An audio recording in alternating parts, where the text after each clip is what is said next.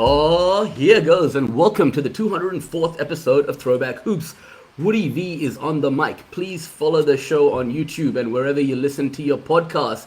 And I'm very happy today. I'm joined by my main man, Robbie Clayton, and after a long time, we're going to see our your Perth Wildcats and my Sydney Kings compete in a playoff series, man. Pretty happy about that. Yeah, very happy with that Wildcats result last night. I know we'll talk a little bit about that later, but yeah, looking forward to today's episode for sure. Yeah, and you got out to the NBL one last night as well, didn't you? Yeah, great to see my Hills Hornets have a win over the national champions, Canberra, which was pretty impressive in a preseason game, albeit.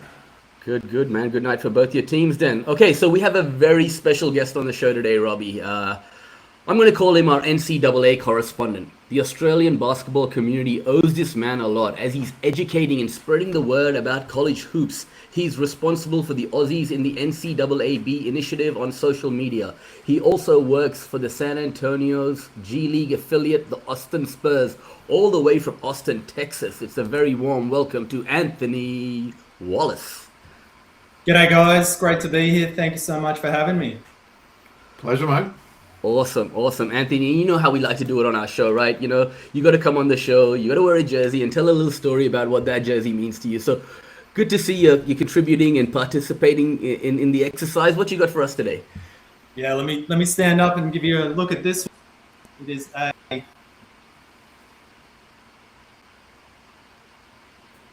Tasmania Jack Jumpers, Jack McVeigh. This is Lovely. Give you a little story about this jersey. A mate of mine sent it over to me here in the States.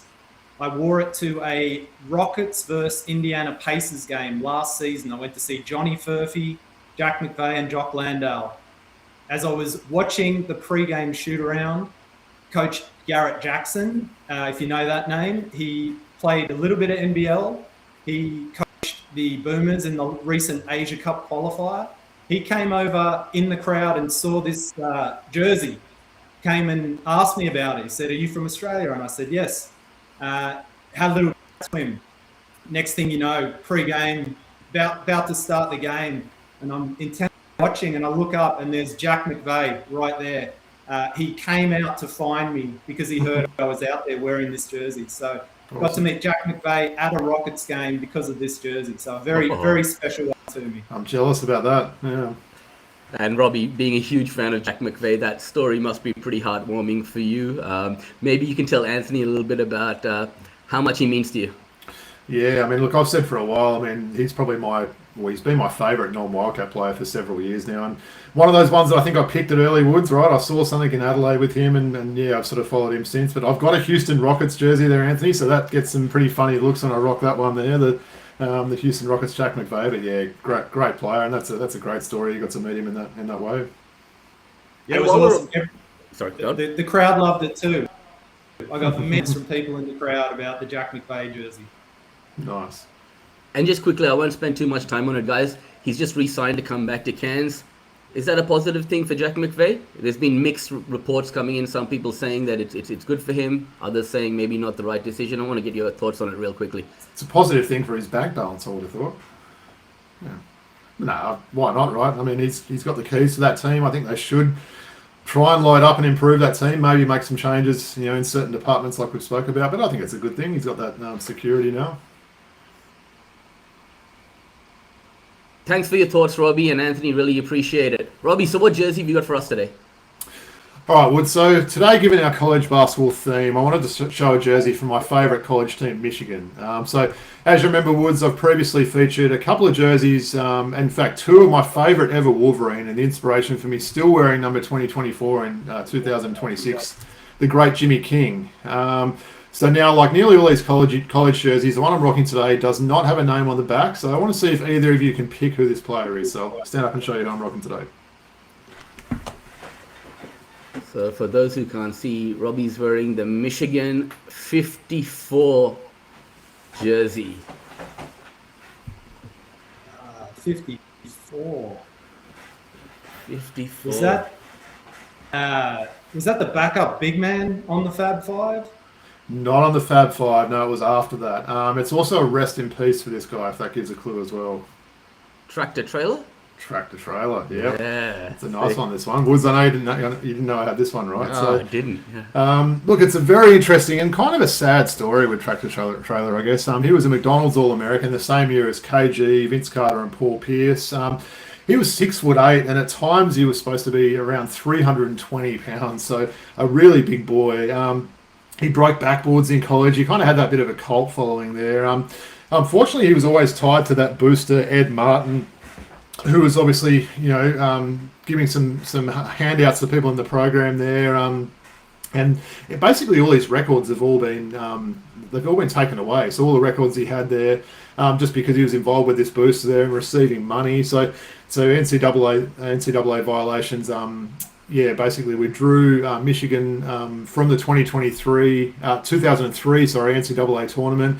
They lost scholarships and they were placed on probation. So this affected them from years to come. So it was a bit of a sad story there. And I guess, look, he was a local Detroit boy, grew up in Detroit, played college in Michigan.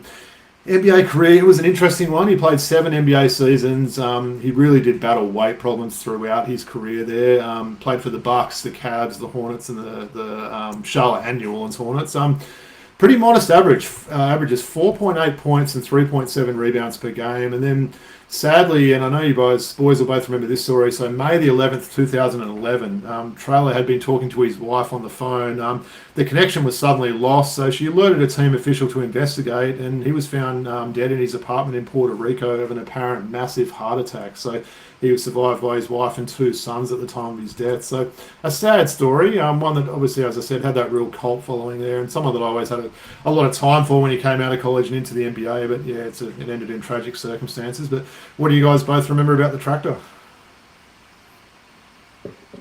I don't got a lot for you on the Tractor, Robbie. Yeah, that was not someone I followed a lot, so that is interesting to me. But yeah, he was also traded for Dirk Nowitzki on draft night, I believe. So one of the greatest probably what if trades if that didn't take place there. So I mean, I just remember Danny Fortson, Tractor Trailer. These guys were still making a name for themselves in their NBA, despite not fitting the mold of what the modern athlete should look like, right? So for him to have a 7-year career, and we heard about him coming out of college, right? Well, Woods, that front court they had in Michigan at the time, you remember these names with him. So they had Maceo Basson and they also had Maurice Taylor, who I know you're a fan of that guy. That was a big front line they had. But yeah, unfortunately, a lot of circumstances there that really did impact Michigan for years to come. But yeah, I thought I'd take a little bit of a throwback here and show some Tractor Trailer. I love that you put in effort, Robbie. Always thinking about it, And with the theme of the show being college based, have you got a nice college card for Ant-Man today, or what? You know I do, right? So got a pretty random one today. It's a 1992 Courtside Seton Hall card of the great Andrew Gaze. Look at that Andrew Gaze card there. It's a pretty poor quality card, if I'm being honest. I looked at it. It's about half the thickness of these normal cards there, but there's Gazy playing for Seton Hall in the 90s there. But yeah, this is a card I've had for a long time. I knew it was in a cupboard upstairs, and I went and got it out last night. It's Courtside celebrating 100 years of basketball, and it's a 1992 card there. So shout out to Andrew Gaze playing for Seton Hall, right? What a classic. Yeah, can't wait to talk about him coming up. For sure. And what do you got, Woods? You got a North Carolina Tar Heels jersey for us, right? Woods is standing up, rocking the number 31 North Carolina Tar Heels. I want to know if you've worked out who this guy is yet, Woods. 31. We're trying to work out. Is this just a random number? Or Bill Chamberlain. That's the guy. Okay. And he wore 30 and 31, and he played for the Tar Heels between 1969 and 72. He was the 43rd pick in the 3rd round of the 72 draft for the Golden State Warriors. But I'm not sure why 31 is on this jersey, right? But I just thought, thinking about the Tar Heels, I'll do some homework without notice, some trivia without notice with you guys, right? And so I want to ask you guys, give me 2 Tar Heels that stand out for you in the history, right? So I'm going to go with 2 guys that had careers outside of basketball after they were finished playing, right? Number 1 is the guy, you know who I'm talking about, bro. Michael Jordan's teammate for 2 years. We all sleep on him, and I always say, all the centers, the big men from that generation, we don't talk about him enough. a career in NASCAR followed after his career in basketball. I'm talking Brad Daugherty, number one. All right? Number two, I'm talking about a guy who was so good looking that, he had to have a career outside of basketball, right? And married to Vanessa Williams. He acted in One Tree Hill. He acted on Oz. I'm talking about my main man, Rick Fox, all right? So there's two guys I'm mentioning that had careers outside of basketball, right? So I'm going to throw over to you guys and give me two Tar Heels that stand out for you. You go first, Anthony. Take it away. Yeah, love to. So first one I'm going to go with is Sam Perkins. So on those Jordan teams, amazing, was a big, big part of the early Lakers team that I fell in love with. And yeah, I just loved his game. He, always made the big shot, and part of that really good North Carolina squad back in the 80s. And then the second one I'll throw you is George Lynch from the early 90s. Nice. Also went on to play for the LA Lakers. Yep. He was on the Lakers the first NBA game I ever saw in 1993. He was that game. So yeah, cool. another great Tar Heel. Yeah, Sam Perkins and Brad Daugherty were also teammates for a couple of years in the 80s, and pretty sure Doug Christie would have been on the floor alongside George Lynch and that team in '93, maybe, right? Yeah, it was Eric Montross, I remember. Yeah. Donald Williams, was it? I'm picturing the guy that was really good in the tournament there. It was Williams, and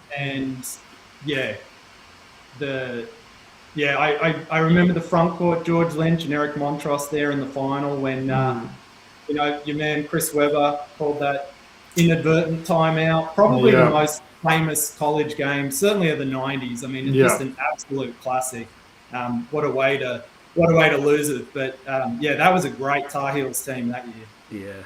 I was more saying that when George Lynch went to the Lakers, he would have played with Doug Christie, Cedric Sabalas, Nick Van Exel, those guys on that team there, right? No, you're absolutely right. That was the team I saw. Yeah. It was not a great period for the Lakers. And it was Nick Van Exel, it was Doug Christie, it was Eldon Campbell, and they played the Seattle Supersonics. I went over to the US as a 14-year-old, and the best thing about the game was there was a huge fight, and a bunch of guys got kicked out. So that was my first experience at an NBA game.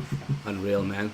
That's why this show's called Throwback Hoops, man. We got a guy coming on telling us about actually attending a Seattle Supersonics game live, right? That's cool. Respect. All right, Robbie, over to you, man. Who you got for us? Well, I've got a random one and one you probably won't surprise. I'll start off with the random one. So I'm talking about Tyler Psycho T Hansborough there. So a guy that I loved watching in college. He was just crazy, right? He just to bounce off people, had all the energy. He was always a little bit, guarded whether his game would translate to the NBA level. And I guess probably the answer was that it didn't really do it, right? He had some time with the Pacers. I've always been trying to get a Pacers jersey of him, but I wasn't able to get one. I've got a bobblehead, strangely enough, of Psycho T, but just like the way he went about it. He would just grab rebounds and he was like a bull in a china shop, literally, and he was a fun guy to watch. But for my guy, going back a little bit further, Woods, we used to talk about player lookalikes back in the day. Player likes, right? And I had a guy that I always thought, maybe I had a tiny bit of his game sort of thing, and that was Antoine Jameson, right? So he was a guy that I loved playing for North Carolina back in the day, and they had some great players around that time there, Vince Carter, of course, but love the way Jameson played. He sort of had that little sort of, jump hook post move. He was a good rebounder, could pass, and could also hit that outside shot. And someone that I think gets slept on a little bit with his NBA career. If you look at that resume, he had a really, really solid career. So, Antoine Jameson and Psycho T, Tyler Hansborough for me. Awesome, man. Great choices. And, all of our choices encompass different eras, and it's a rich history with the university, right? So awesome. Yeah. Really appreciate it, guys. Okay, so Ant-Man, we like to get in a little bit of Q&A with our guests, as I like to say, chop it up. And I might just say something before we get into all of this. I might just say something, right? Like, a lot of people listen to this show, Robbie. People in the US, in Europe, wherever, right? Out of everywhere in the world, the three of us grew up literally going to school on the train line, one stop away from each other. I got to say that. You're at Pennant Hills. I'm 2 stops away at Normanhurst, and then one stop past me. Ant-Man was at Barker at Hornsby, right? So before we get into it, Cool. and I ask this first question, let me preface it with saying we all grew up in a similar community in a similar era, right? So, Ant-Man, maybe I'll just stop there before we get into it, right? And get your thoughts, yeah? Yeah, it was an amazing period to be a basketball fan. Basketball was blowing up all over the world. We got little bits and pieces. We obviously, we all started growing up playing it and just falling in love with the game, and it was an incredible thing. It was an amazing time, and great time to be a part of basketball in Australia. I think really the blossoming time in the country of the game, really becoming a cultural icon that it became. Yeah, definitely. So that's a good segue into the first question, Anthony. When did you first fall in love with the game of basketball? And was there a period? Was there a player? Was there something that sort of drew you to the game initially? Yeah, so it was a very distinct event. I was at my house. My older cousin turned on the TV. It was either 11 o'clock or midnight on a Saturday night, and the ABC used to play an NBA game. This is late 80s, and it was Lakers versus Celtics. And my cousin It was Friday night. Friday night was the night. Friday night. Friday night. Okay. Yeah. I remember he turned it on and said, "Let's watch this. This is NBA." And from the moment I saw it, I just fell in love, and I was like, "What is this? This is the best I've seen." And so from that day on, was a fan and an NBA fan. Nice. I've got a very similar story for that, Anthony. Yeah, I'd always wait. It'd be a late time, wouldn't it? I always remember Friday night because it was like, come on, Mum, come on, Dad. We don't have to get up early for school tomorrow. Let me watch it. But they said that really cool intro where they'd show all the stars there, and you kind of get the hair on your arm standing up, and it was so good. You'd never know who the game was. You would get a lot of similar teams, wouldn't you, on the Friday nights? You would get those, Pistons, Lakers, Celtics type of teams. Occasionally you get some random ones there, but yeah, great time there. And they did a really good job of it, ABC, before it went over to Channel 10, and maybe they didn't do the greatest job of it, but yeah, good memories of that myself as well.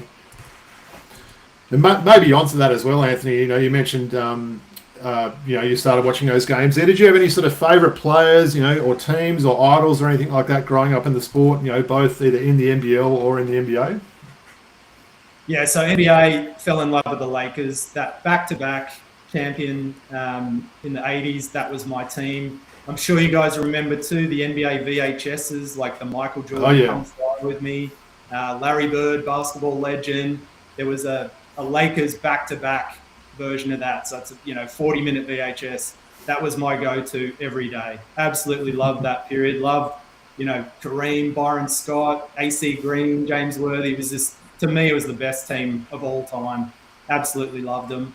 And then obviously got into the NBL at the time. Sydney Kings were sort of coming on.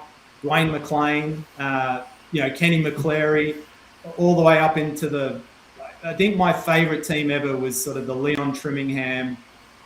Mario Donaldson. Yeah. Greg Hubbard. Dean. That to me was the best Kings team ever. It was sellouts every night at the end of time. Absolutely loved it. Nice. And we talked about it offline before we started, didn't we, boys? We loved the entertainment centre back in the days. Woods, we sound like old men when we talk about this all the time, but it was so much better to go and watch basketball there, and you could get the bus in rather than having to go and pay $100 for parking there, and there were so many options of things to do after the game, right? Whether you wanted to go out and have a drink or go out and have a meal or something, it's just not the same at Olympic Park now. So yeah, rest in peace to the entertainment centre. But no, that's great there, and that Anthony there, and you're right, those Lakers teams were certainly pretty special back in the day, weren't they? Yeah, unbelievable. Loved it. Yeah, entertainment centre, best venue. Catch the train in, go have a feed, go to those courts in Darling Harbour, shoot a couple of hoops before the game. You'd go to the Macca's before or after, right, and get a sundae or something, right? Everyone would do that. Yeah. Absolutely. All right, Anthony, next one for me. I'd like to ask you about the Aussies and the NCAAB initiative that you head up. So the online and social media and the podcast also. How and when did it start, and your experience being at the forefront of it? Tell us a little bit about that.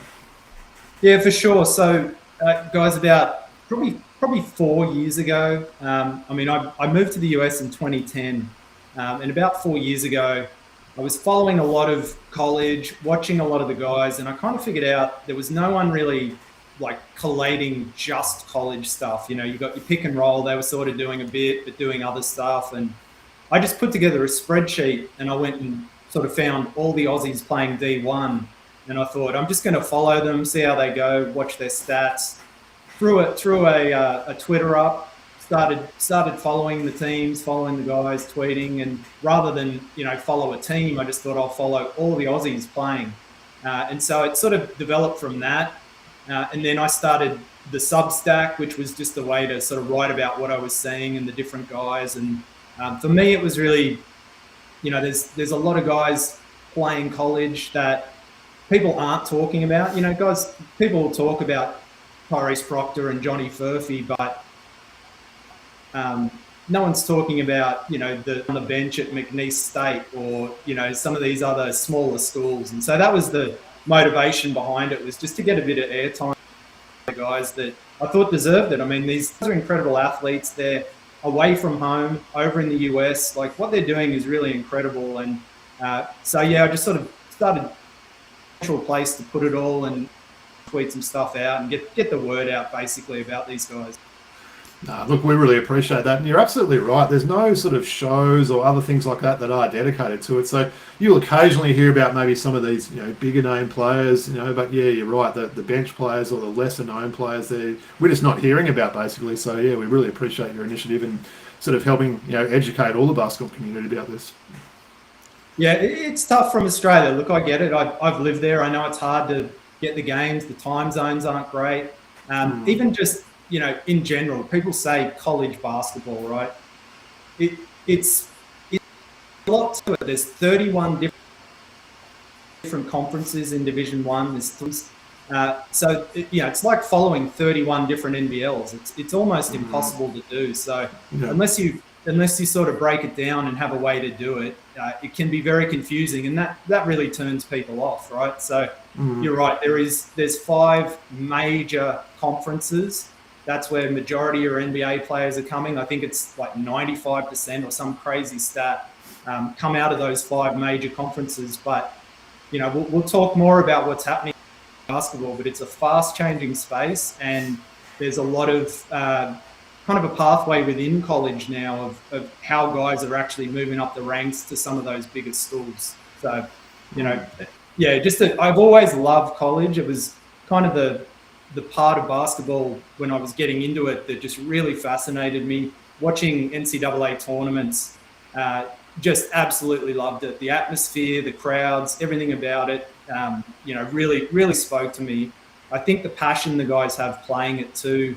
You know, they're not grizzled NBA veterans playing 82 games, just grinding through it. These are passionate kids that they want to win, and the NCAA tournament means everything to them. So, yeah, it's a form of basketball that I really love. I kind of think of it like EuroLeague in terms of the crowds, where people just are so passionate about it over here.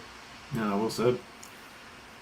And your fandom doesn't just stop with college basketball, Anthony, right? I mean, you love the NBL, you're a keen follower of the NBA, and you also work for the San Antonio Spurs G League affiliate on game days, the Austin Spurs. I thought I'd ask you, tell us a little bit about that role and what it entails, and how rewarding has it been for you?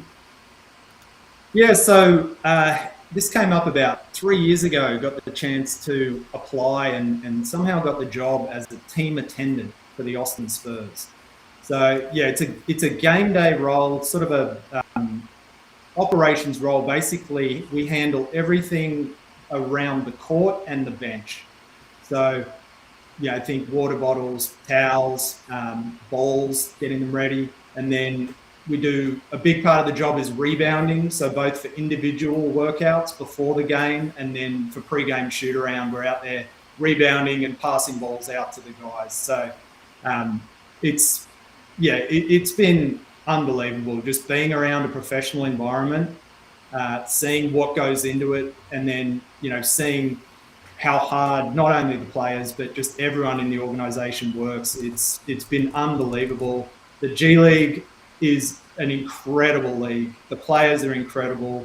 Seeing them up close, like everything about it is top notch.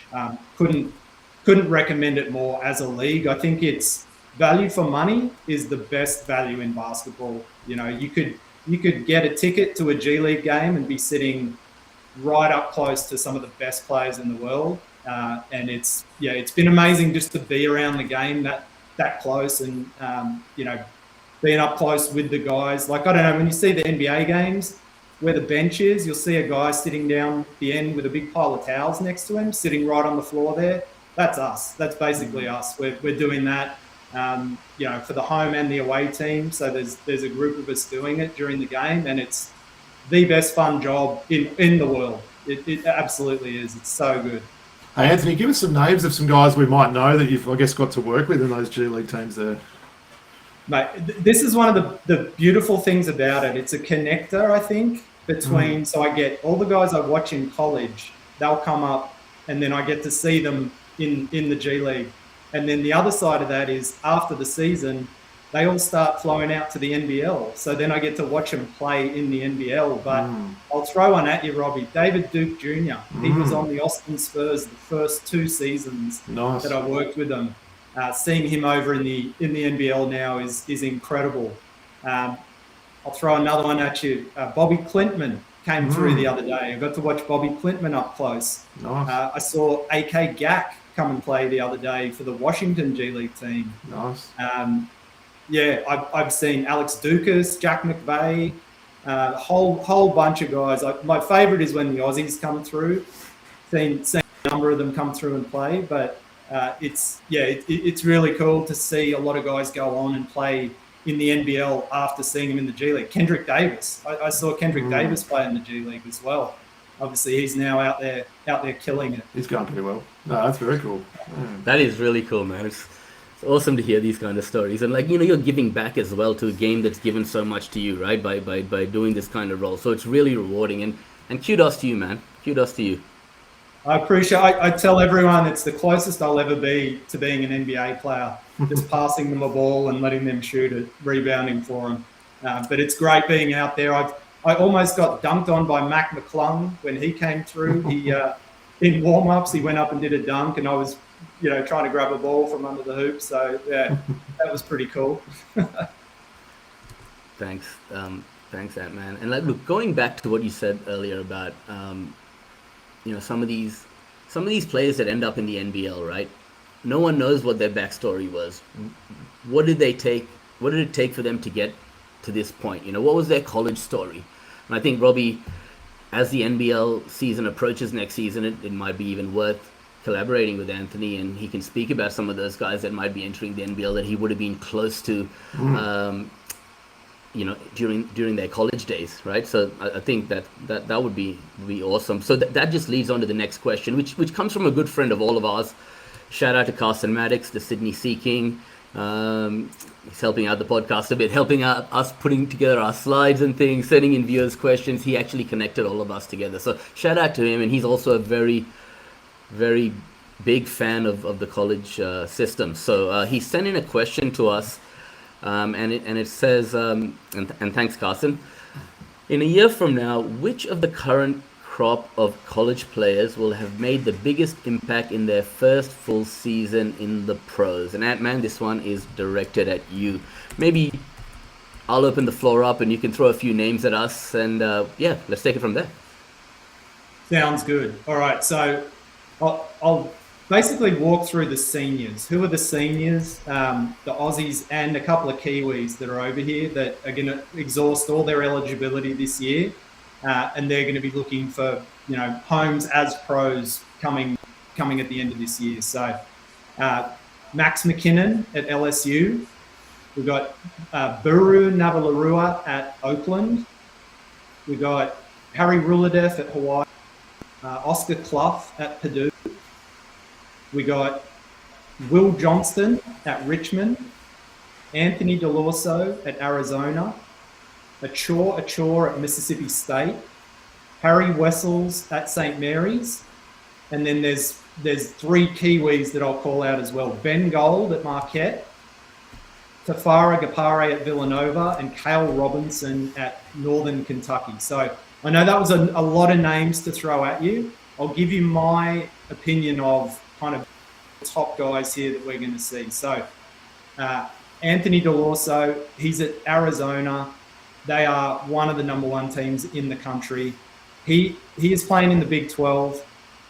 He's got a couple of draft picks on his team at the moment. So Braden Burries and Koa Pete, they're going to be NBA draft picks.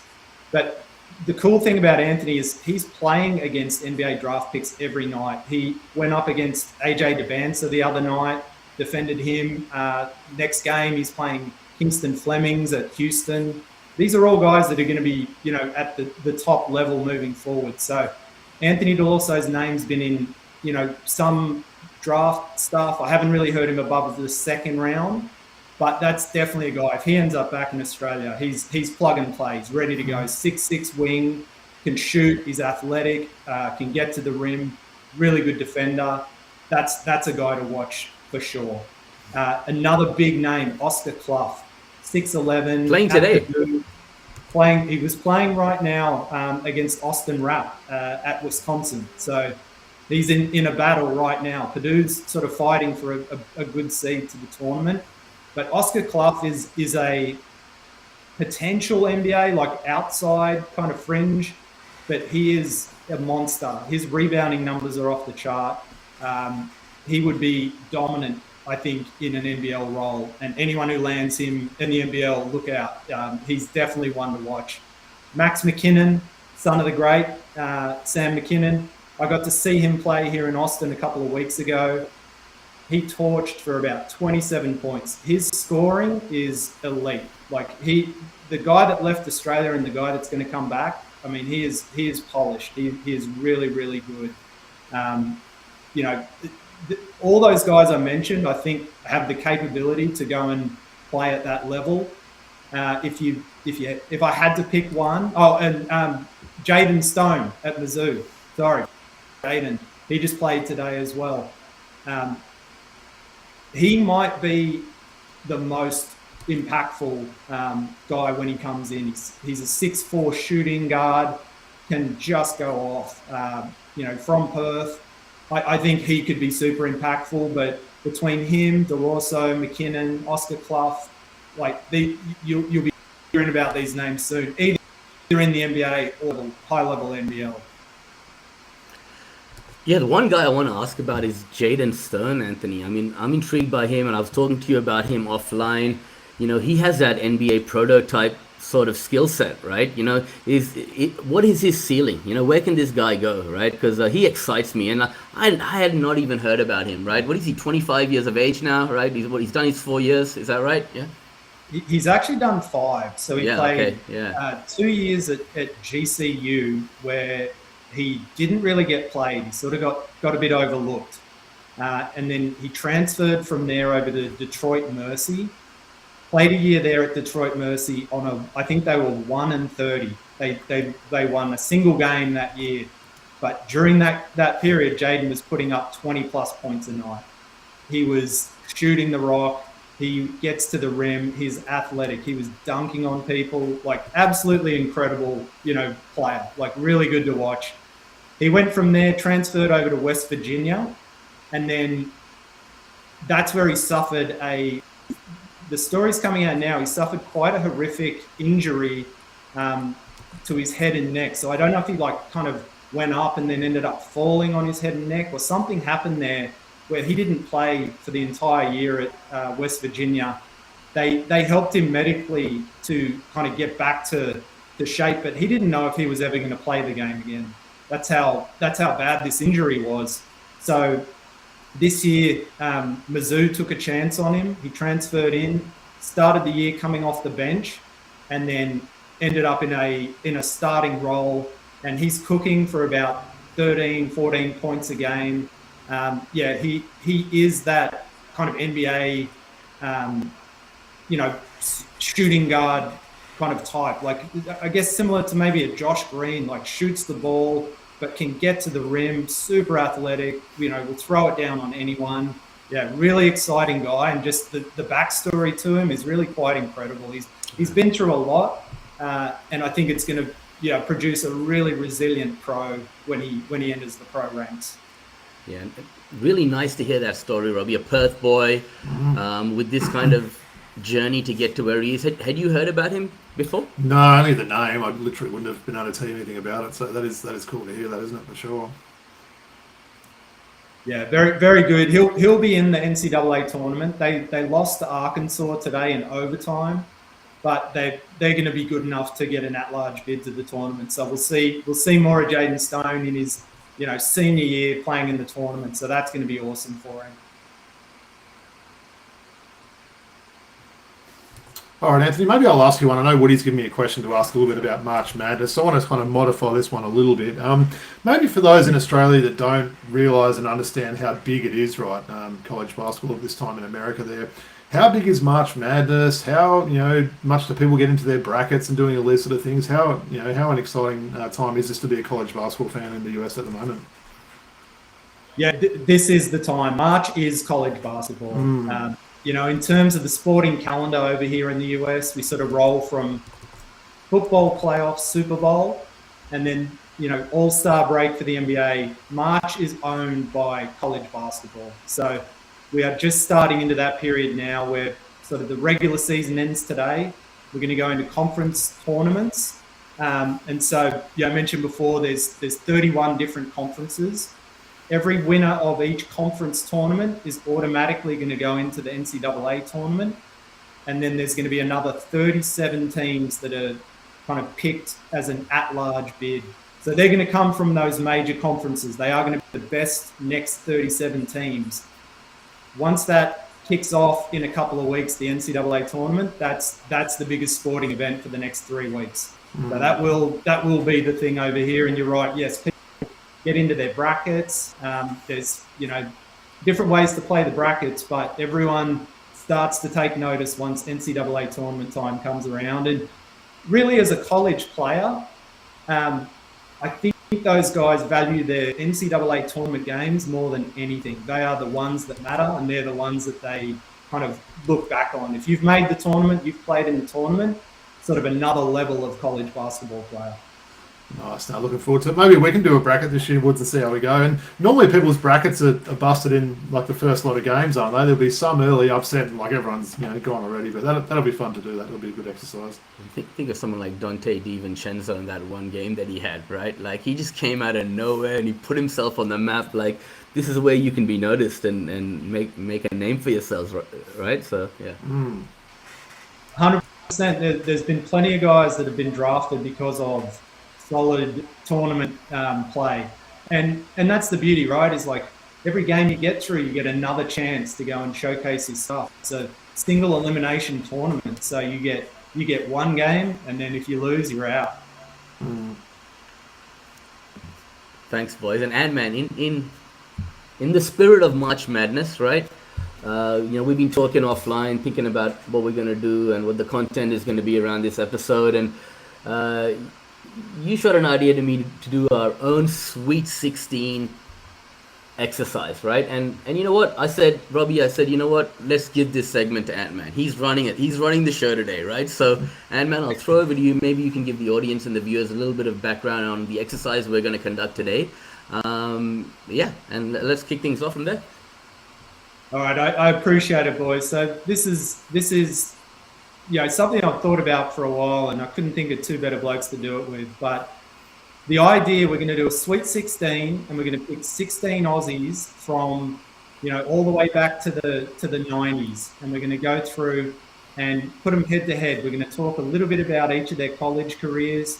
Hopefully, it'll be interesting to the listeners to maybe learn about some guys that they know from the NBL or even NBA, and maybe they didn't know that they played college or where they played college. So we're going to do style.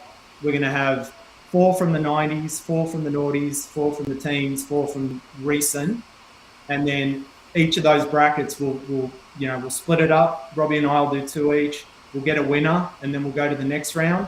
And at the end of the day, we're going to have one guy standing, and it's going to be based off their college career only. So we're not talking pros, we're not talking Olympics. None of that comes into it. It's just what did they do at college? And that's how we're going to do it. So firstly, obviously, picking 16, we've left out a ton of great guys with great careers. Jock Landale, AJ Ogilvy, the list is long. But it's always been hard to follow college from Australia. So I thought this might be an interesting, informative way to sort of talk about some of our past greats and even current greats, what they did in the college game. So, Robbie, we're going to kick off with you, and I believe you've got Andrew Vlahov up against Luke Longley from the 90s. Well, pretty pleased to cover those two. Vlahov being an absolute Wildcats legend. Luke Longley also a former Wildcat. Not a lot of people remember that. I think he played a handful of games before he went over to college there. So I guess I'll start with Longley, right? So he was actually recruited by a guy named Gary Colson, who was actually in Perth to recruit Andrew Vlahov and ended up recruiting Luke Longley to go to University of New Mexico. So for me, this was the first guy that really sort of put that NCAA and college basketball in America. He went over to New Mexico, the Lobos. He had a really good 4-year career there. So he seemed like, certainly from my memory there, he just got better every season, right? He ended up in his senior season averaging close to 20 and 10, also nearly 4 assists, which is always a big part of his game there. And he helped New Mexico reach the NCAA tournament in 1991. I remember all sorts of shows about Longley back in the day. They had him on 60 Minutes, all these other sort of things like that. They were doing these stories, and again, similar to what they did with Andrew Gaze. But look, a great career over there. He ended up, having a really special NBA career as well. But we know we're talking about the college side of things. So I thought that was pretty cool. That the coach that went over there to initially try and recruit Andrew Vlahov ended up, taking a chance on this 7'2", redhead guy from Perth that maybe not a lot of people knew about, and really helped develop into this amazing player. So, you look back at those numbers, career numbers of, 13.5 points, 7 rebounds, shot 58% from the field there. And, really special college career, and probably that one for me that really got things started off over there. Vlahov. All right, Vlahov, well, a guy I could probably talk about all day there.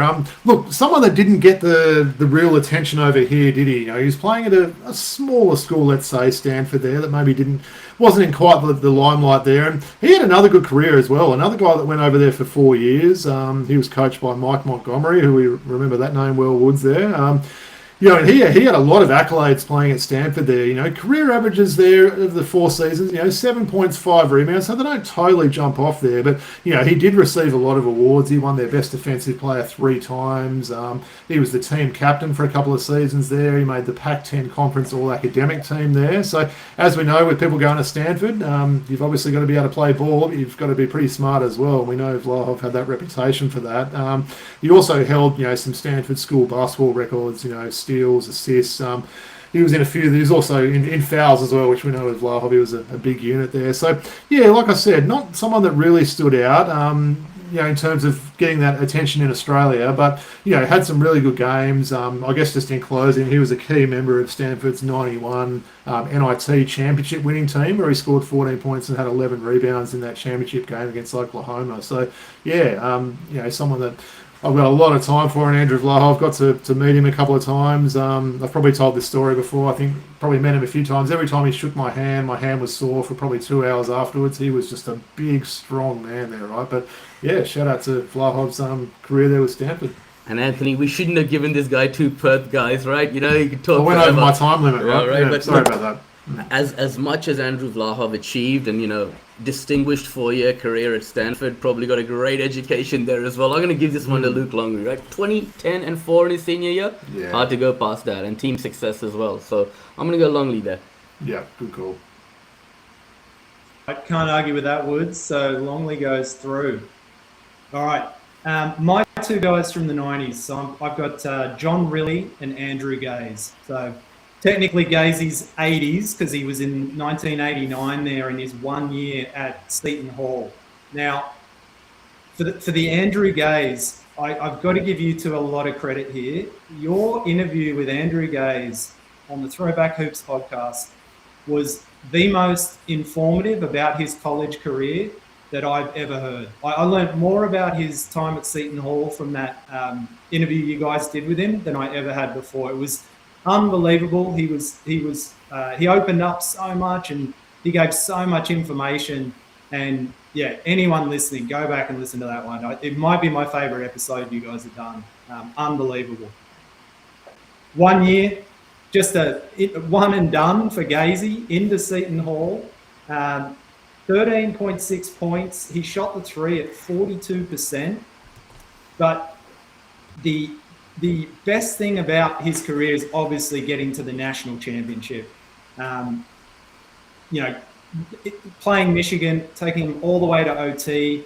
Obviously, a very questionable final foul call that put Ramil Robinson on the line for two free throws. Yeah. Otherwise, Gaze would have a national championship to his name with all his other accolades.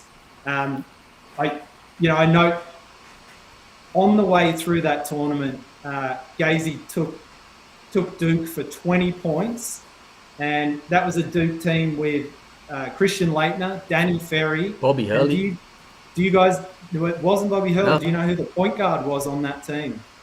Ooh, 89. You might know him from the current Atlanta Hawks.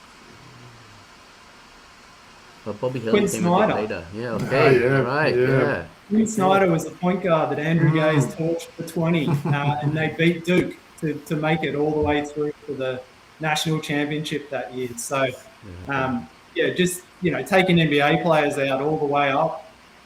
Unbelievable stuff. He ended up playing 38 games that season in his 1 year. In and out for Gaze. Came, saw, conquered, and then back to the pros. Really, really cool stuff. John Rillie. This guy, I got to preface this by saying in the 90s, the Vlahov recruiting story is a classic. There weren't a lot of to recruit in Australia for college basketball. Right, it was unheard of to sort of see guys, which is why I think these guys are so impressive. Even the fact that they got over there is impressive. But John Rillie, the story I read, John Rillie worked in a meat packing plant, and he flipped burgers, saved up 20 grand, flew himself over to the States, and basically had asked Americans in Australia that came out to play, where should I go? Took himself over to Tacoma Community College, and then from there leveraged himself over to Gonzaga, which at the time was not the powerhouse it is today. And John Rillie spent his 3 seasons at Gonzaga, and in 1995, in the West Coast tournament, he took them all the way to the tournament championship and into the NCAA tournament. First time Gonzaga ever made the tournament from John Rillie. Through that West Coast tournament, he had the game of his life against Santa Clara with their point guard, Steve Nash. So John Rillie took out Steve Nash to get Gonzaga to their first NCAA tournament. His numbers are 15 and a half points a game. This is the one that gets me. He shot 44% 3-point on 1.2 attempts per game. He's putting up 7.5 threes a game in 1995. So John Rillie, just an absolute legend. Look, good arguments for both. As you said, although it was impactful that 1 year that Andrew Gaze had in college, you think about the story and what John Rillie had to do to have that. Was it 3 years at Gonzaga? 3 years. At Gonzaga. And then you talk about his impact on the college basketball landscape later on at Boise State and whatnot with his coaching career. I'm going to have to give this one to John Rillie because we're specifically talking about achievement in college, right? So I'm going to give this one to John Rillie. And people might disagree with me on that, but we're just talking about college, right? Not overall impact. I can see it with the longevity as well, with the 3 seasons. Both going to programs that weren't highly regarded in that, and both really moving those teams up. So, yeah, I think that's a good call. And obviously, Bobby Hurley came in 1990, right? So it would have been 1 year. That 1 year before he came, Quinn Snyder was starting at point guard. That's an interesting fact, man. Yeah, I didn't know that. Cool, really cool. Yeah, it was cool. I didn't know that before I looked it up, Woody. I'm not that much of a. That is cool, man. I didn't know Quinn. Yep. Okay, over to you. All right, so now we're going to hit the naughties. So Robbie, we're going to jump on to Aaron Bruce and Daniel Kickett. Well, kind of fitting that I start with Daniel Kickett, given I was chatting with him last week at the Hills Hornets pre-season game. Jeez, he's a tall bugger as well, as we know. But yeah, look, another one of these Aussies at St Mary's, right? There's a list as long as your arm of guys that have played there, and he put up some really good numbers there, didn't he? So another guy that played the full 4 years. If you go through his stats there, Daniel Kickett, he was someone that improved every season, right? So his scoring average improved every season, his rebounding pretty much, give or take, improved each season there. And, really good, efficient numbers as well. I mean, he ended up with a career 50, 40, 82. So, we know he's a big guy that can stretch the floor there. So, career 45% three-point shooter and over 50 from the field, which really stood out for me there. And look, he was a really important piece for that team there. His senior season, I'll probably start with that there. He was named to the All-West Conference first team for the third straight year. He played 28 games there, all starts, put up some really big numbers there, and actually finished his career ranked as the all-time scorer at St Mary's in their history there at the time with 1,874 points. So, yeah, look, he was that prototypical big guy, as I said, that could stretch the floor there. Probably a surprise when you look at those numbers, and we know St Mary's isn't the biggest school, that maybe he didn't, maybe get drafted there. Is his height what he could do there? You wonder if maybe even though it's not that long ago, but with the way the game's played now, could he have maybe ended up getting drafted? But look, someone that had a really good career for St Mary's. There was always a lot of buzz when he came back to the NBL, knowing what he did in those numbers there. But yeah, 123 games in total for the Gales there, and yeah, really, we could have picked a few St Mary's players, but I think he was a good choice by Ant there, and yeah, really good career with St Mary's. And not Sean, but Aaron Bruce, man. Let me hear about his great career at Baylor, man. Yeah, so another guy that played all 4 years. There's a bit of a theme with the guys I'm covering now playing all 4 years. And yeah, he was a big guard there. He was probably 6'4", 85 kilo, pretty solid sort of a guard there. And yeah, played with Baylor, as I said, for all 4 years. He came out flying in his first season there. So he played 28 games, averaged 18.2, which was actually his highest scoring season across his 4 years, which is interesting when you see it like that. I think he did have some injuries in his second season there, but yeah, look, he was someone that was, and they also, that's right, that second season there, Baylor was barred from playing any non-conference games due to a 2003 scandal there. So interesting, we mentioned the scandal with Michigan back in the day, also scandals at Baylor there as well. So that sort of, impacted his career a little bit. He was, received votes for Big 12 most underrated player by opposing conference players and coaches in a Sports Illustrated poll back around that time, which was pretty cool there. He missed a couple of games in his junior season there. And as I said, his senior season, he only ended up averaging 8.4 points. So he dropped off a little bit. His percentages were sort of going down. So he only shot, 40% from the field. He was 36% on threes there. But yeah, someone that had a very good college career. As again, I know we're not talking more about it, but he did come to the NBL, and I think he won Rookie of the Year, and then his career faded out really quickly here, Woods. I know you'll probably remember that, but look, we're talking about college there, and yeah, certainly put up some good numbers, 106 games across his 4 seasons there, and the older of the Bruce brothers, I believe there was a couple of cousins that played AFL football as well, so certainly a talented family there. First of all, really good homework. Awesome. Thank you, Robbie. So let me say, if you had told me all those years ago that Sean Bruce would be this veteran playing all these games in the NBL and Aaron would just fade out into obscurity after a few years, I would have laughed at you, right? Yeah, man, it is underrated, his career at Baylor. That first year, I mean, that's the thing of legends, man. Anthony will tell you, right? That's still talked about these days. And people are like, who is this guy? The ceiling that Aaron Bruce had early on in his college career was really high. It's unfortunate it didn't eventuate, but I'm going to marginally give it kicks there, right? He's played slightly few more games. They had more of an impact throughout the 4 years. So, but by a small margin, I'm going to give it a kicks there. Love it, guys. Yeah, so the Aaron Bruce, the scandal there, there's a really good Showtime documentary called Disgraced, and it's all about the events that took place there. But just for any true crime fans out there, it involves a murder of a player in the program. So those sanctions were really hard hitting on Baylor, and Brucey was there at a time where that program had to get rebuilt. And yeah, I think culturally, it's a crazy story. What it would have been like there at the time would have been unbelievable. So yeah, that was awesome, guys. All right, so my two from the same period, I'm going to go Luke Schencher and Andrew Bogut. So two big fellas that go on to have great careers. But Luke Schencher plays 4 years at Georgia Tech in the ACC. Career average 10 points. 10 points as a senior, 7.3 rebounds, 1.8 blocks a game. Now, his best year comes in his junior year, where Georgia Tech make it all the way to the national title game. So this is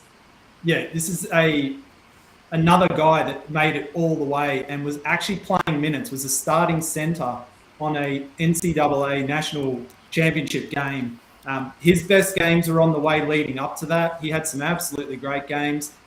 Jarrett Jack was on that team with him. Like, he had NBA quality guys there, but they definitely weren't picked to go all the way to that national title game. So really, really cool career for Luke Schencher. He made the tournament twice. They made it again and lost in 2005 in the second round to Louisville. But yeah, good career numbers. Also played behind Chris Bosh earlier in his career at Georgia Tech. So, a huge program with a lot of great players, and Luke was able to start on a team that made it all the way to the national championship. So really impressive. The Andrew Bogut at Utah. I mean, yeah, what can you say about this? 2 years, 20 points a game, 12 rebounds, 2 blocks as a sophomore. So in his second year, they're the sort of numbers he's putting up. Good enough for Naismith Player of the Year. He won the Wooden Award, and he was the AP College Player of the Year. So as a sophomore, the best player in all of college. That's really the case for Bogues here, right? Like, playing out of the Mountain West, so not one of the top divisions, and able to get a team to the NCAA tournament. They ended up having a Sweet 16 loss to Kentucky, but first Aussie to ever win a National College Player of the Year. The cool thing about Bogues, talk about on a podcast, going to showing how cold it was going to be, and he ended up, someone gave him a coat that he could wear because it was so cold, and he basically said if anyone found out someone had given him this coat, he would have been ineligible. The rules were now, and fast forward to today, and we're going to talk about NIL and some of the money involved. Just what a different time it was for Bogues back then. He told some great stories about those early college days on his podcast when that kicked off as well. I always found it fascinating, and you know what Bogues is like, right? He won't hold back when he's talking about coaches and other stuff like that. So yeah, no, that was good. Jeez, he was some good college player, wasn't he? Yeah, thanks, man. I got to give a shout out to my god sister Nitya. She's a national level volleyball player, and she talked to me about playing a lot of volleyball in her early days with Luke Schencher, who's actually a good volleyball player as well. I imagine he would be. Not surprised, right? And yeah, we sleep on him, don't talk about him enough. But as Australians, look, when you talk about great prospects in the history, big men prospects in American history, talk about Patrick Ewing, Kareem Abdul-Jabbar, Wilt, the list goes on for a lot of big man prospects coming out that would revolutionize the game. For us, Bogut was that guy, right? The first guy coming out of college, putting up those kind of gaudy numbers. He's going to be the consensus first overall pick that year, right? Like, it's hard to go past him in that argument. And as much as I like Luke Schencher and what he achieved, I'm going to have to give that one to Bogut. What about that draft year, Woods? Bogut number 1, Marvin Chris Paul Williams number 2, and the Hawks had number 3, and we take Marvin Williams. Williams. Who was sitting on the bench for your North Carolina team, right? Yeah. That's true. Awesome. That's true. Yeah. Can't argue with Bogues there. Yeah, tough to go past that. Yeah. All right. Yep. Okay. Next up, so we're going to move to the later in that period. We're going to do Aaron Baines versus Patty Mills. Okay. So Aaron Baines, Washington State. He played 4 years there in the Pac-10, 122 games all up for Washington State. Averages 8.7 points, 5.4 rebounds, shoots 54% from the field. Plays a total of 4 tournament games across 2 seasons. In 2007, they win the first round, lose in the second round to Vanderbilt. And then in 2008, they get to the Sweet 16 to lose to North Carolina. So Aaron Baines, they're in the Pac-10, really impactful player for Washington State. Just impressive stuff, like a typical Aussie. We're very known for our bigs and the quality of work. Bainesy at Washington State, I think, exemplified that. We're going to go up against Patty Mills at St. Mary's. Now, 2 years for St. Mary's in the West Coast Conference. Played 58 total games, averaged 16.4 points a game, had 3.7 assists per game, 2 steals. And Paddy takes them to the NCAA tournament in 2008, where they lose to Miami in the first. So, super impactful player. He's real, just a scoring machine. Only does the 2 years. A modern Paddy probably plays all years. Back 2 years and then on to the NBA was a pretty good path. Hey, Woods, you know what I'm going to say here, right? Paddy should have done 3 years in college because he came out the year where there was so many point guards that came out in that draft the next year, and we said it all along. I don't know, he must have got some bad advice there, but I think had he gone and had 1 more year with St. Mary's and come out, he would have really been drafted higher. Didn't really matter at the end of the day. He had a pretty solid career, but we always said that at the time, didn't we? All right. I agree, man. 55th pick in the second round, if I'm not mistaken, from memory. But yes, I'm going to give that one to Patty Mills. Although the longevity is there for Aaron Baines, the impact Patty Mills had. And look, everyone in this country was tuning in to watch Delhi or Patty Mills play, right? It changed the landscape of the way we as a nation looked at college hoops, right? Because you were getting that content onto our TVs live. So, I'm going to give that one to Patty. You're right, Wood. I think they were the first in that St. Mary's period that really put college basketball on a lot of people's radars. Seeing those teams do so well with the real Aussie feel, it was something, even today, I think a lot of people will follow St. Mary's as their college team. So, well, they show every game. Every St. Mary's game is shown on ESPN in Australia, which is pretty cool. We get to see some Dent playing for him, Woods, who we saw in the COE last year as well, right? Yeah. That's awesome. Well, they're going up. So my next bracket here is Matthew Dellavedova at St. Mary's and Anthony Drimmick at Boise State. So, Delhi off the back of Paddy, straight into the Delhi era. Delhi plays 4 years at St. Mary's, puts in 136 games, ends up as the 2012 West Coast Conference Player of the Year, is a 3-time all first team West Coast Conference. So as a freshman, they lose to Baylor in the Sweet 16. And I still don't know if St. Mary's have done any better than that in the tournament. They don't make it in his sophomore year. In his junior year, they lose the first round of Purdue. Senior year, first round of Memphis. So his career numbers, he's putting up 14 points a game. He never didn't score in double figures for St. Mary's. That Sweet 16 run is still unbelievable. I was in the States at the time. I watched that tournament. Incredible. I think everyone was rooting for St. Mary's to keep going through that one. That was almost a Cinderella type feel to the tournament run there from Delhi and that team. During that period, a lot of Aussies, he was playing with Clint Steindl and a few other Aussies there. So real Aussie flames, making the tournament 3 out of 4 years. Really cool. All-time assist leader for St. Mary's still. So we're going to put him up against Anthony Drimmick. Okay, maybe people are scratching their heads here like, Drimmick? Now, Drimmick played 5 years at Boise State. He plays 3 years and then 7 games as a senior. He gets hurt, comes back as a medical redshirt for another senior year. Ends up all up playing 131 games for Boise State. He is 3rd all-time in games played, 2nd in minutes, and he was 2nd in scoring all-time at Boise State until recently someone just overtook him. Averages 14.8 points a game across all 5 of those years. Anthony Drimmick in college was a sensation. He was one of the best offensive players in all of college basketball. unbelievable. He would shoot the rock. He could get to the rack. He just sort of had a real effortless, air to his game. He ends up making the tournament as a sophomore. They lose in the first round. Also, another note, so he played with Nick Duncan, another Aussie at Boise State, who was one of these guys you guys mentioned before, doesn't look like a basketball player.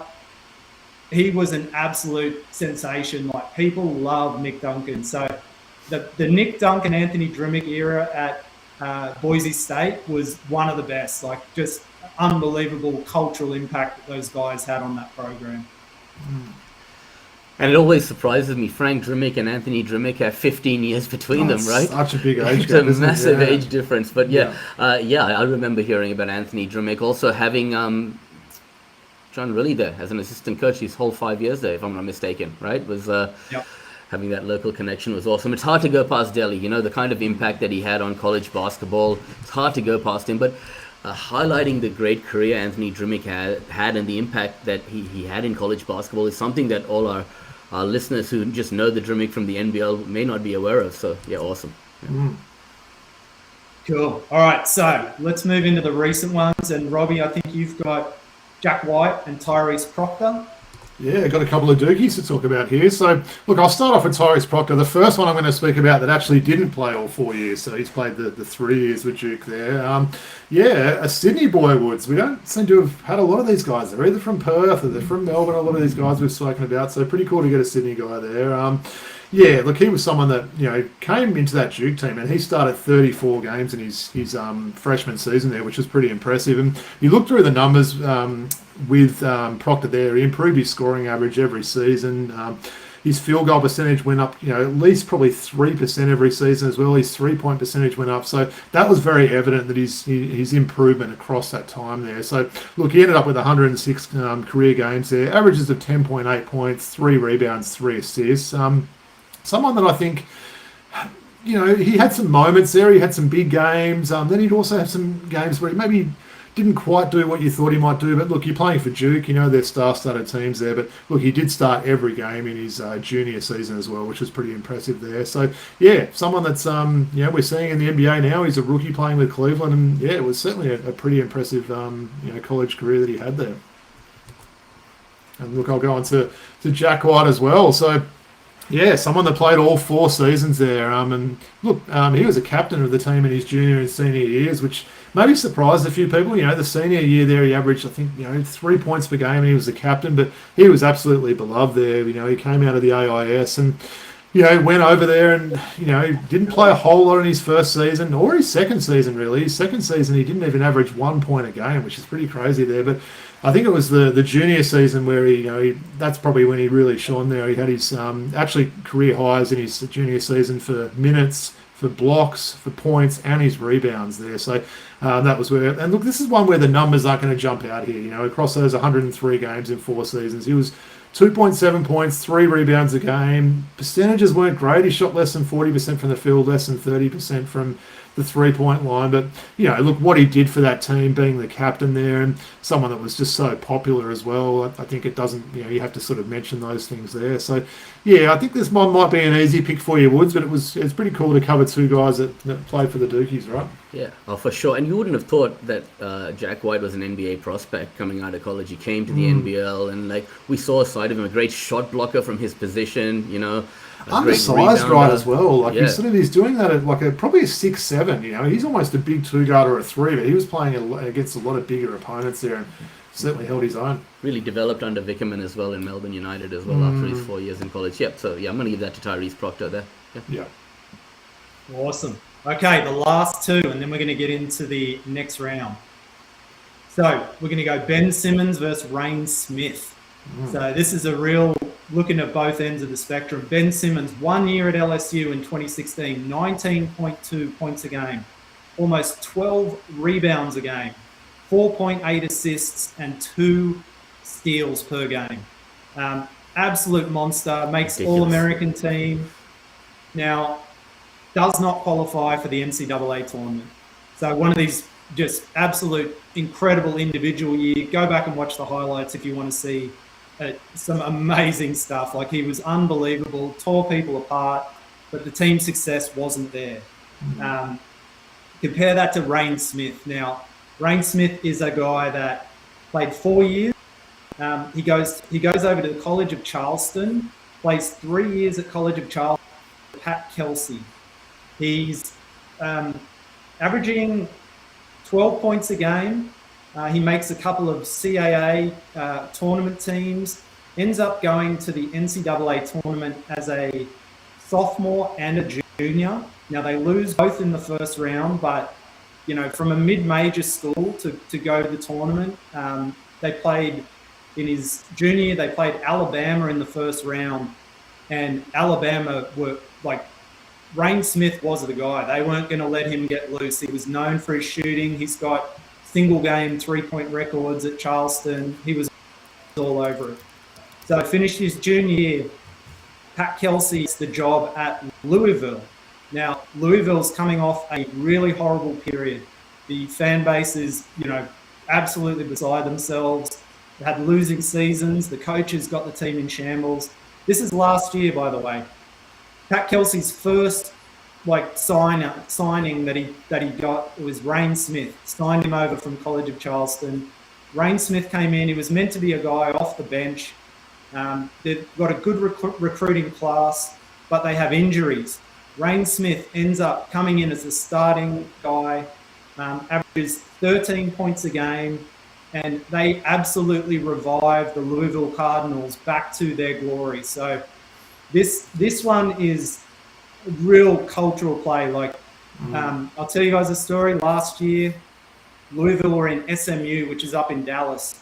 And I put that one on my calendar and I said, I'm going to go watch Rain Smith play. So I went up to Dallas and I saw Rain Smith hit 10 threes in a game, and he cleared the student section. By halfway through the second half, all the students got up and left because Rain Smith absolutely torched their team. So you know you're doing well when you make the other team's fans leave the building. And that's what Rain Smith did. Absolutely incredible. And your argument and your case for Rain Smith has won me over here. All right. So we're going to give this one to Rain Smith. Despite the impact that Ben Simmons had statistically in his 1 year, he didn't have that longevity, one. And the team success wasn't really there, right? So we're going to go with Rain Smith here. Hey, Woods, where is Ben Simmons at the moment? Who knows, man? Who knows? But back then he spoke with an Australian accent. If you actually go back to those interviews from those LSU days... he used to shoot too. He used to actually shoot the ball. Yeah. All right. So this next round is going to be a quicker one. We're just going to be voting, and then we'll see who goes on. So let's go. The first matchup, we're going to have John Riley against Luke Longley. Who do you got, boys? Give me a vote. I'm gonna go Longley. Me too. Yeah, it's a clean sweep there. So he's gonna move on.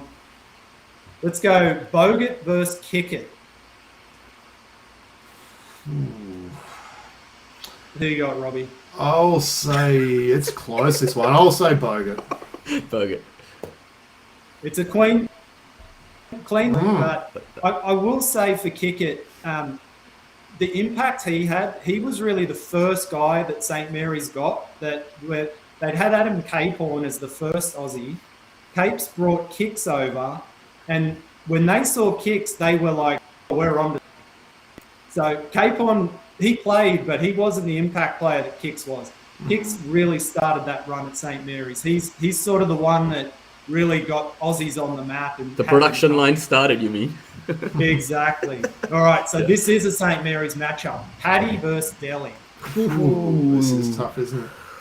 All right, I'm going to go out on a limb here and say Delhi. In terms of college, right? 4 years, just the impact that he had. I'm going to go Delhi, man. Maybe the longevity. I'm going to say Delhi as well, which seems hard to say, but yeah, Delhi for me. Yep. Delhi's got it. All right.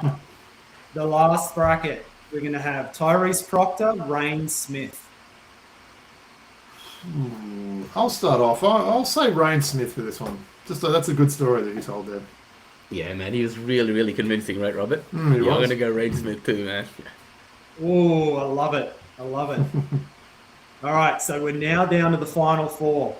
we're going to have Longley versus Delhi. Okay, all right, okay. You go first for this one, yeah.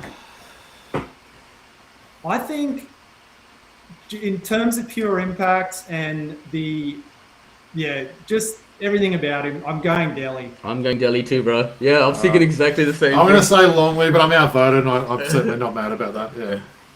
Okay. This is awesome, by the way. The last one is going to be Bogut versus Rain Smith. Two very different careers. Yeah. I'm going to say Bogut. What he did with a bit of a smaller school as well, and his impact there. I'll say Bogut.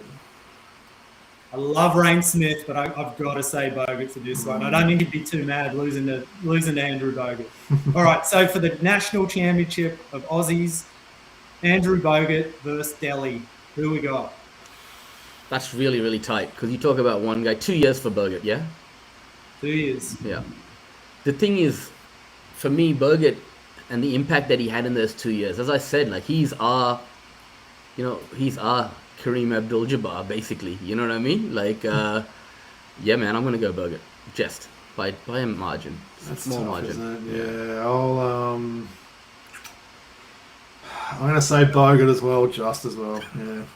All right, a deserving winner, Andrew Bogut. I mean, he was the National College Player of the Year. Yeah. It's really hard to go past that. If he'd been on a bigger team, probably would have got a national championship with it, but not going to argue with it. The only thing I'm going to say, boys, is I think there may be another contender that is still playing right now in Alex Comden that when all is said and done is going to take that title.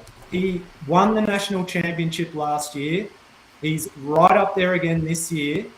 When all is said and done, I think will end up with the best college of an Australian ever. So, well, I think Condon made the right choice going back as well this season, didn't he? There was talk he was maybe going to come out last year, but yeah, I think he made the right choice there. Yeah. Thanks, boys. That was such a great exercise. And look, for everyone else who has taken part and listened to the show, let us know. Were we right? Were our selections off base? Were there any different selections you would have made? Let us know. Final four locked in for the NBL semi-finals. I just want to talk a little bit about the road to the championships. Robbie, maybe I'll start with you. That first seeding qualifier, as you can see on the screen there, was between the Wildcats and Southeast Melbourne. Southeast Melbourne won that one in a canter. Now, there's a lot of talk about the Wildcats not being prepared because John Riley was away with the national team, arrived the day before the game. Elijah Pepper was part of that squad too. Did you think that had some sort of impact and they were a bit rusty going into that first game?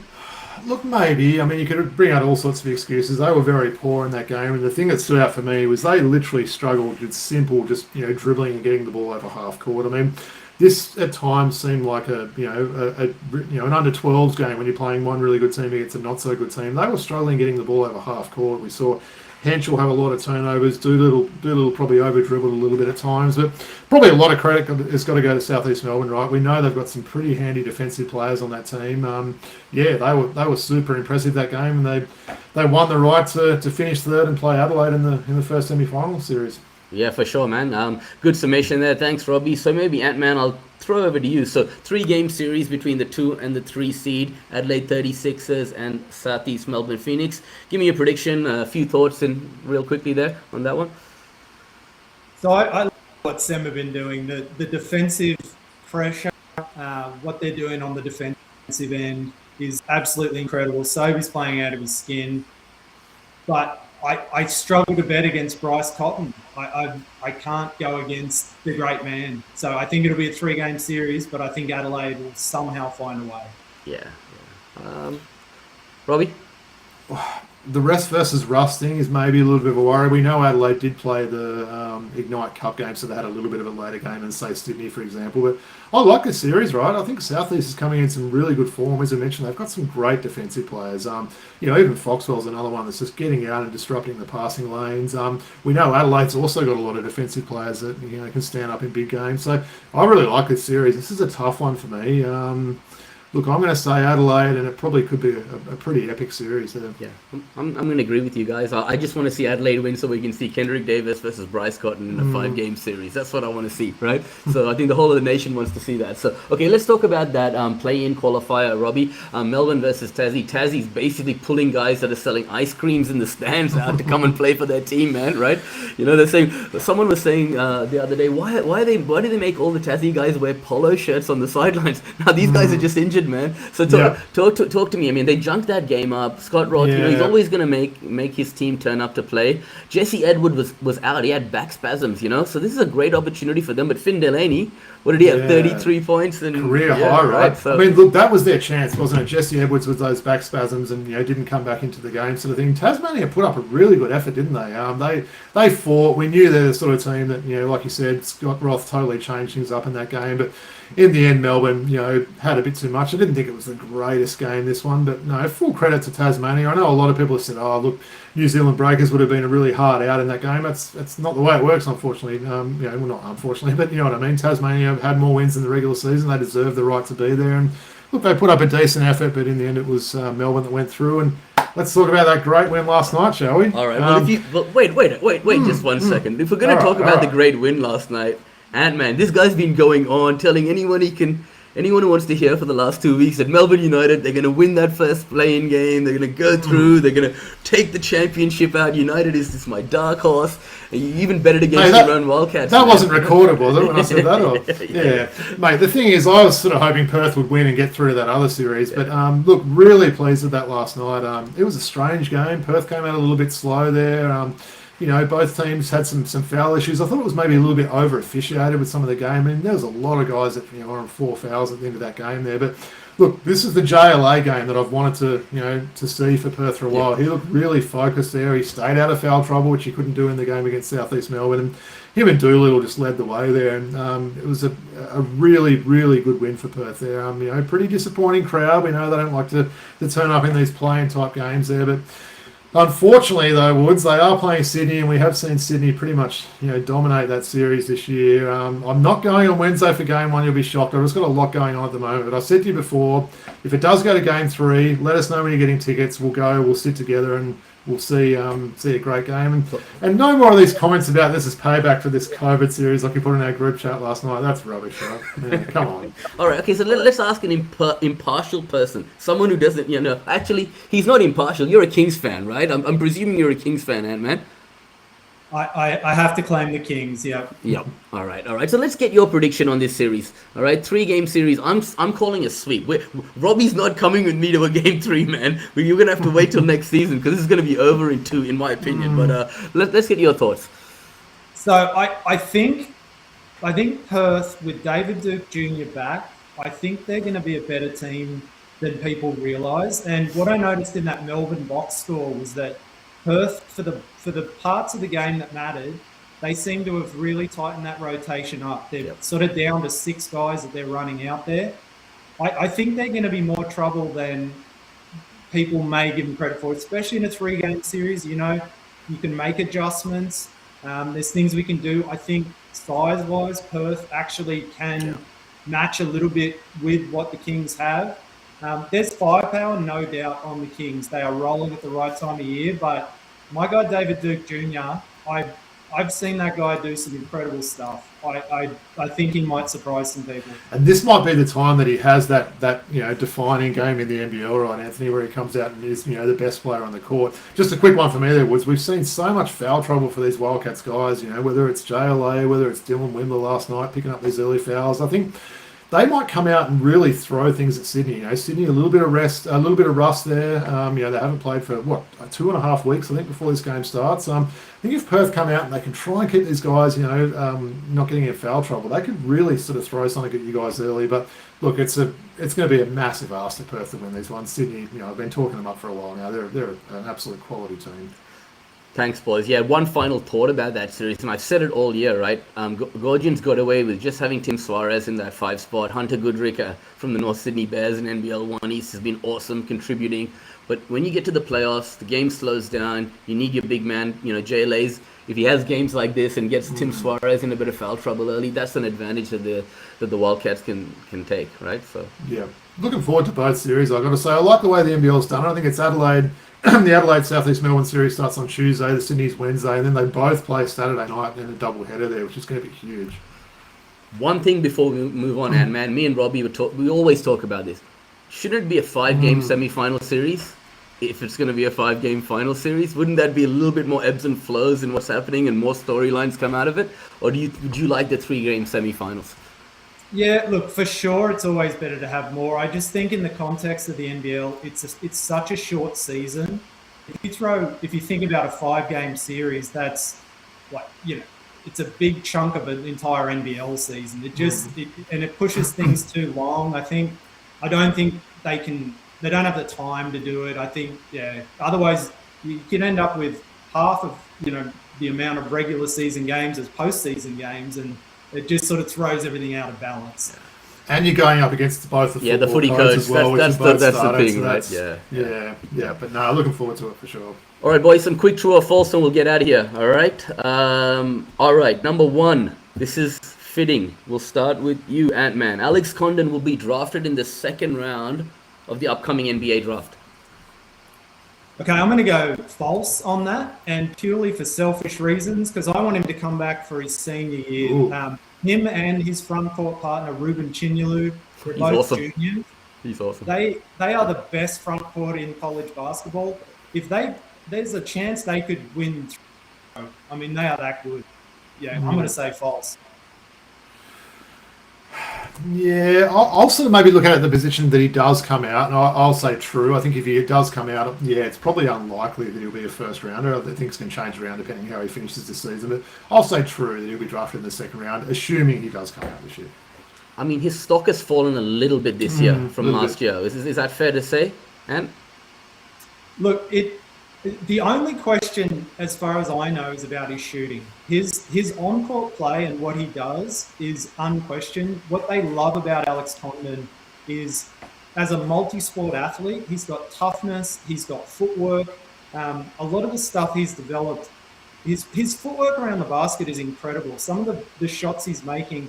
And I just read a story this week where his coach at Florida, his bigs coach, pulled him aside and just said to him, you've got all this pressure on yourself for shooting. It's sort of like overcoming. Just get back to what you do. You hustle, you play hard, do what you do well. And Alex Condon responded with a 26-point game with their best player being out. So there is no question about the talent of Alex Condon. He is an NBA player.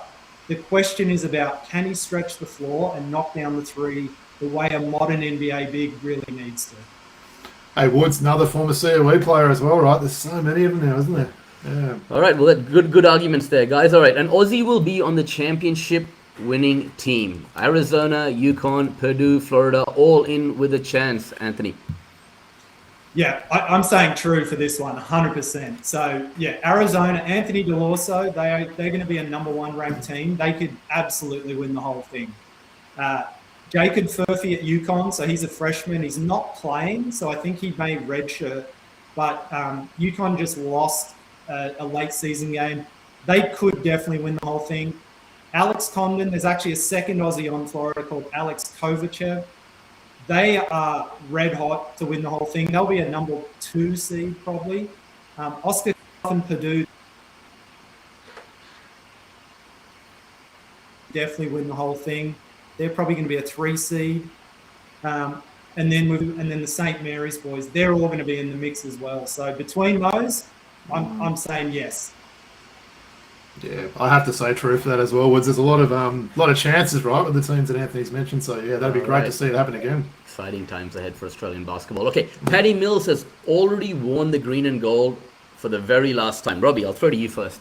I think he's worn any jersey for the very last time, to be honest, Woods. I don't think we're seeing this guy playing again, unfortunately, which is kind of strange that maybe he didn't get that farewell in the NBL. But no, I don't think we're going to see him on the Boomers team again.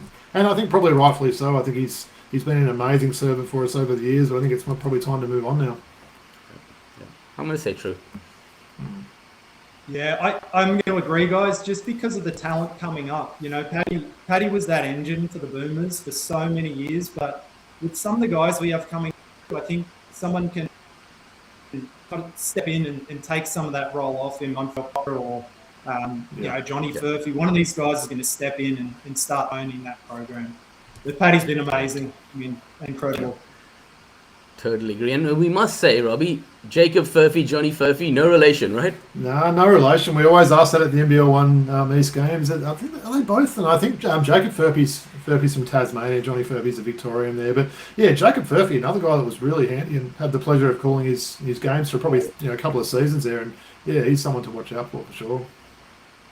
Those COE teams are incredible, Robbie. I mean, they were littered with NBA guys, and they're just out there running around, and that's a great advertisement for NBL One, right? Like, you never know who you're going to see on the floor. Well, some of those guys that have been out there, you're talking Rocco Zakarsky, Alex Tui, Ben Henschel, Condon, both the Furphys. It's pretty amazing. And they've got this year, they've got the guy.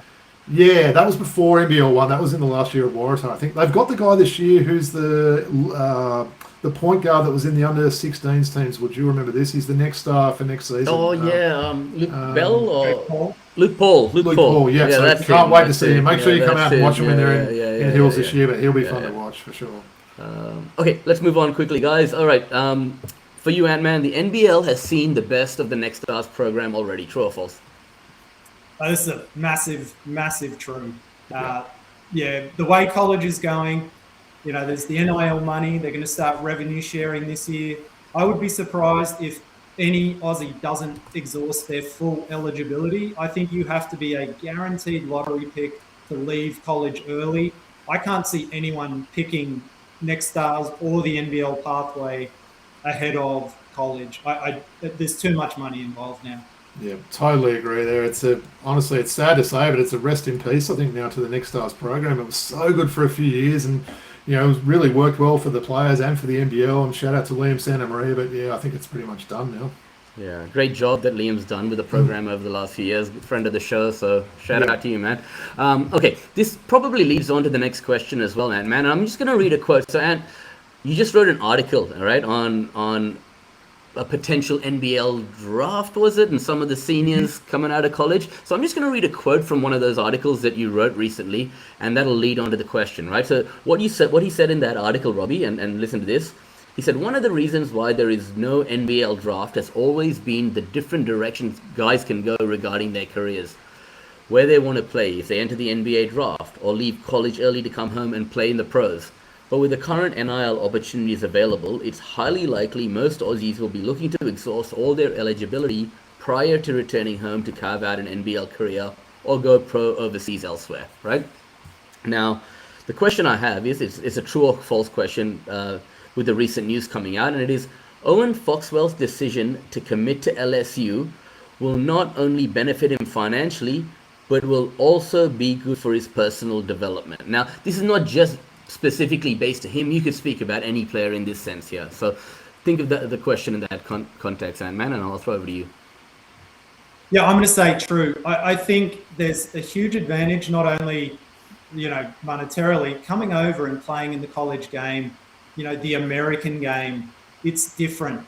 He's gone straight from juniors to the NBL. It's a man's league. It's known for being physical, all these things. He'll have the chance to come over in college and play future NBA players every night. I think he'll get to run the offense and be the focal point a little bit more. And I think it's going to help his entire game. The other thing I'll say, Coach David Patrick at LSU is clearly a big reason why Owen Foxwell is going to end up at LSU. That's a guy that you want to go under from a development standpoint. And David Patrick, probably the most influential Australian in college basketball. He has been around this game for 30 years. He came over in 1996, played for Syracuse, and they went all the way to the national championship, lost to Kentucky. They beat Paul Pierce on the way through the tournament, beat Kansas. David Patrick's been over here ever since. He's head coach. I believe he was the first Australian to head coach a college team. And I think a couple of years of development under David Patrick at LSU in those high levels of college basketball, Owen Foxwell is going to massively benefit from that. No, well said by Anthony there, and totally agree as well. I think another thing to look at is just that life experience as well. You get to go over there and do something like that. You know, you don't want to have those regrets later in life. And also, he gets to go to those parties and drink alcohol out of those red cups that we see on all the movies. Hopefully not too much. That's got to be cool. Hopefully not too much, right? Yeah. Yeah, I think that's a very good point you both touched on. And Ant-Man said he came straight from high school to the pros, right? Going into a college system like this, a program like this, he's going to learn discipline, certain life skills that you know you would not learn elsewhere, right? So that's another advantage he has off the court, you know, the kind of maturity you can gain. So, yeah. And it's going to be a family affair. He's got his brother Joel at Portland this year. He's probably going to transfer out to a bigger school. And then his little brother Austin just inked with Portland. So there'll be 3 Foxwells in college. Yeah. Unbelievable. Yeah. Well, thanks, guys. It's been a loaded show this week. And really appreciate both of you and Ant-Man, you know, tuning in from abroad and contributing to the show this week. It's been a pleasure having you. Yeah, I'm a fan of the show. Thank you for being here. And I was told once never show up to a party without a gift. So I'm going to present to you guys a signed Kelly Tripucka 1990s card. But the beauty is you don't have to fight over it because I've got 2, so there's 1 each, boys. I'll get those in the mail to you. You know how much I love Kelly Tripucka, that's man. Unreal. How did that come about there? Yeah. Friend of a friend. It's a long story, Robbie, but yeah, they're 2 original awesome, Kelly Tripuckas. Love that. That is so awesome. You know, like in 1988-89, or the year that the Charlotte Hornets were an expansion franchise, it was the last year that a company called Sand Knit made NBA jerseys, and then Champion took over, right? So I've got 1 Sand Knit jersey, and it's a Kelly Tripucka from the first year of the Hornets. It's one of my favorite jerseys I have, so pretty cool. Get the card alongside it, man. So sick. I know you guys talk about him all the time, so I thought it was fitting. That is sick. That's awesome. All right, Robbie, take us out, man. Where can we be found, followed, all that jazz? Well, firstly, after that, we're definitely going to get Anthony back on. That's awesome. We really appreciate that, mate. And yeah, just before I get into the outro, Woods, I think it's been really fun today. It's you know, we both sort of say, look, we, you know, I've been called an NBA encyclopedia. I'm sure you have, and pretty much with the NBL.